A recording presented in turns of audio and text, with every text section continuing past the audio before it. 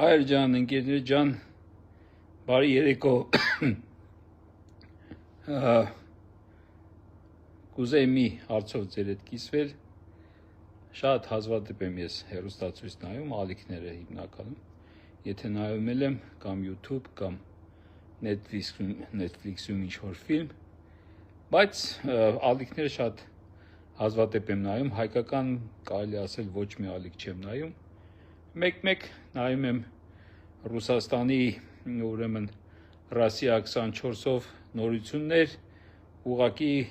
երկրում տեղի ունեցող պատերազմների ռուսական կողմի ուրեմն մեկնաբանություններին ծանոթանալու համար, իսկ մնացածը ինտերնետով արդեն, որտեղ պետք է միակողմանի չնայես, ամեն տեղ պետք է նայես։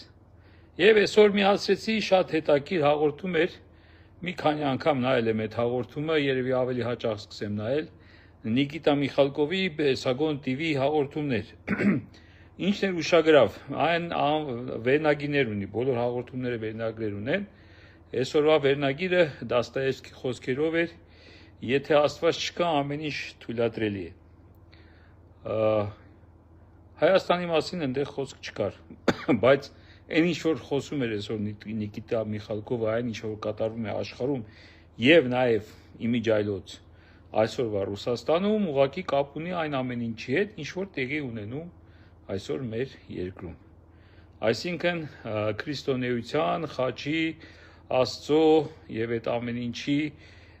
ուրեմն մերժումը, հեռացումը, մարդկության մեջից դրա հանումը, կարճ ասած, ների իշխանության, որոնք թաքնված այդ լիբերաստ կոչված, դեմոկրատ կոչված այդ պիղծ սատանայապաշտ սրիկաների, մարդասպանների, ուրեմն այդ ուժի ներքո թափանցում է աշխարհի բոլոր երկրները։ Եվ տարբեր տեղերում տարբեր ձևեր են դրանք դրսևորվում։ Օրինակ, ես զարմացա, որ Ռուսաստանում Նովգորոդ քաղաքում ուրեմն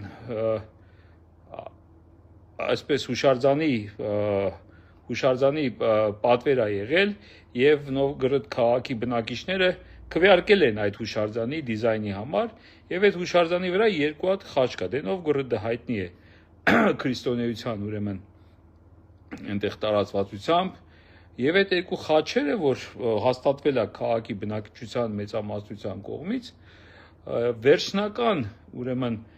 արդեն հաստատվելուց հետո, որ պատվերը գնացել է, որպեսզի սարքեն, ուղղակի խաչերը փոխարինվել են ինչ-որ կլոր բաներով։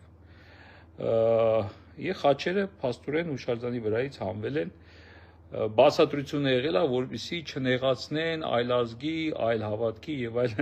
հերթական այդ ուրեմն բառաչանքը, որ ինչպես այսօր այդպես կոչված սատանայապաշտ Եվրոպայում անդադ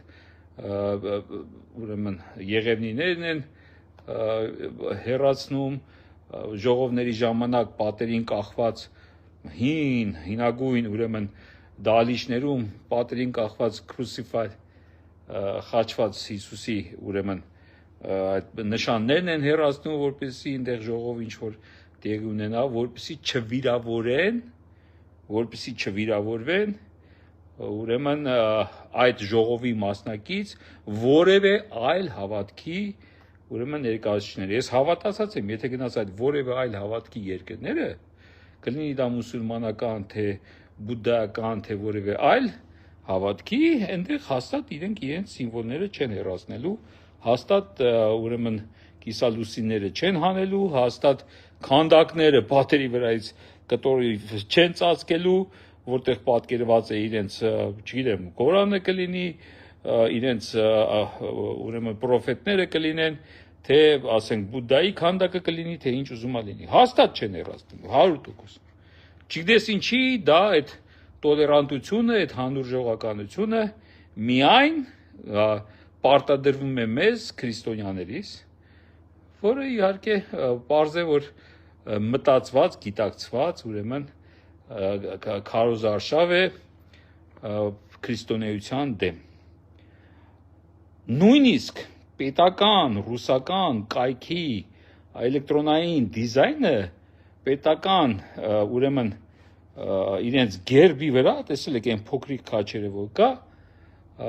Նիկիտա Միխալկովը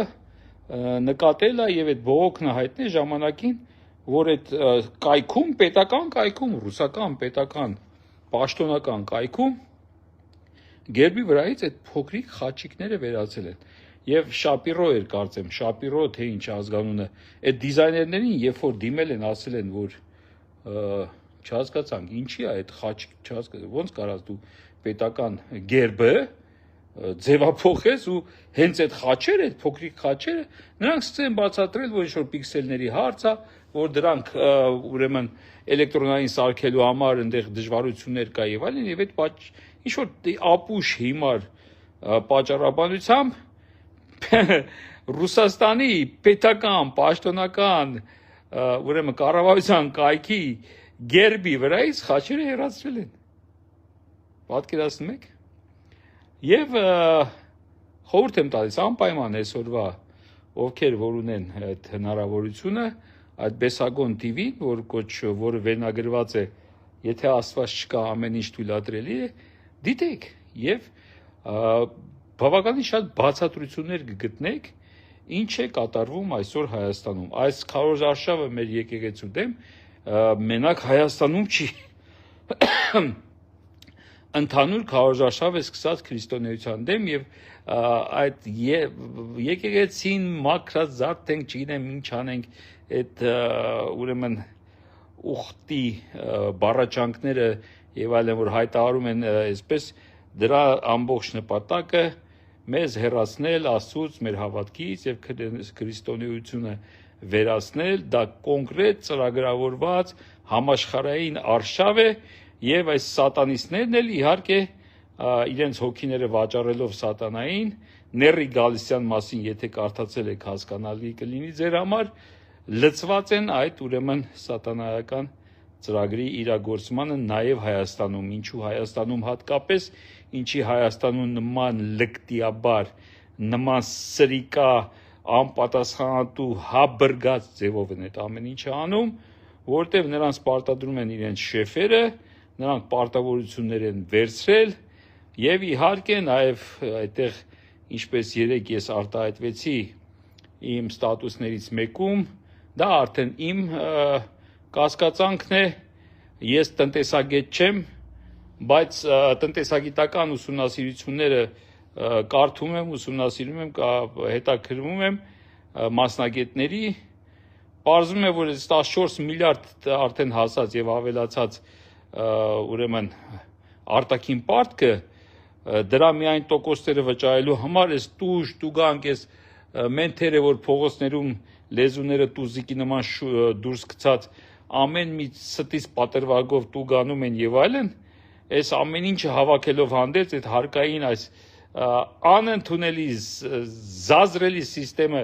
որի միջայլոց նախկին իշխանությունը կարեց այդ կոստյումը, հագցրեց սրանց, որը հնարավորություն չի տալիս նորմալ, իրապես հարկերը մուծելով եւ այդ ամեն ինչը անելով գումար վաստակել, նույնիսկ այս դժվարին պայմանում այդքան հարկերով, տուգանքներով, բարից բուն իմաստով մեր ժողովրդին տուգանքի մածերած սարքելով ու ծուսկի մեջի ոսկորի մեջի ծուսկը քաշելով հանդերձ ինչքան որ նրանք գումարներ հավաքում են, միևնույն է դա հազիվ հերիքում է ուրեմն այդ արտաքին պարտքի տոկոսները վճարելուն։ Եվ ինչ է կատարում, ես անհագ, ստամոքսապաշտ սրիկա, ասում ամենավտանգավորը հարստացած աղքատն է, հոգով աղքատը մանավանդ, անկուշտ, անտակ ստամոքսներով այս հիվանդ, ուրեմն, այսպես կոչված բաները, նոր նաչալնիկները, հա, պարզա, որ իրենց ախոժակն էլ նրանք անկուշտի նման, չտեսի նման, իմիջիալոց այդ հաղորդման մեջ նաև օրինակ է բերվում նույն տեսակի Զելենսկու կնոջ մասին, ինչա կատարվել, շատերս տեղյակ չենք այդ մասին, ուրեմն Զելենսկու այդ տիկին կոչվածը, Էրատոդվան, գնում է ուրեմն Եվրոպա, Կարծիե խանութը, այնտեղ մի սևամորթ կին, ինչ է անում, դե ընդունված է որպես VIP կլիենտ, պարզա մի այլ երկրի ուրեմն